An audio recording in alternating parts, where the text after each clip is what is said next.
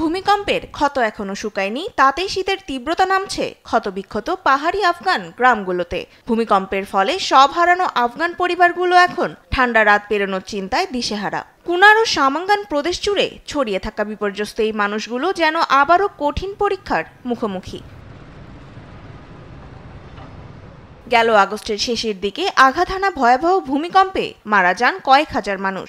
তারই পুনরুদ্ধার শেষ না হতেই উত্তরাঞ্চলের সামাঙ্গান ও বালক প্রদেশে আবারও আঘাত হানে 6.3 মাত্রার ভয়াবহ ভূমিকম্প। প্রাণহানি ঘটে 27 জনের এবং আহত প্রায় 1000 মানুষ। আঘাত হানা ভূমিকম্পে ধ্বংসস্তূপে পরিণত হয়েছে গ্রামের পর গ্রাম। খোলা আকাশের নিচে দিন কাটাচ্ছেন অনেকে। পরিস্থিতি আরও ভয়াবহ হয়ে উঠেছে আসন্ন শীতের কারণে। শীতের তাপমাত্রা -20 ডিগ্রিতে নেমে যাওয়ার আশঙ্কা করছেন স্থানীয় কর্তৃপক্ষ। প্রয়োজনীয় শীতের পোশাক কিংবা আশ্রয়টুকুও নেই তাদের। তালেবান সরকারের মতে এতদিন যে ত্রাণ সহায়তা দেয়া হয়েছে তা দিয়ে শীত কাটানো সম্ভব নয়। নতুন ঘর নির্মাণের কাজ চললেও সেগুলোতে ক্ষতিগ্রস্তদের স্থানান্তর করতে এখনো অনেক সময় প্রয়োজন। তাই আসন্ন শীতে কিভাবে বেঁচে থাকবে তা নিয়েই আতঙ্কে আফগানরা। তনিমা ইসলাম, নিউজ ডেস্ক, দেশ টিভি।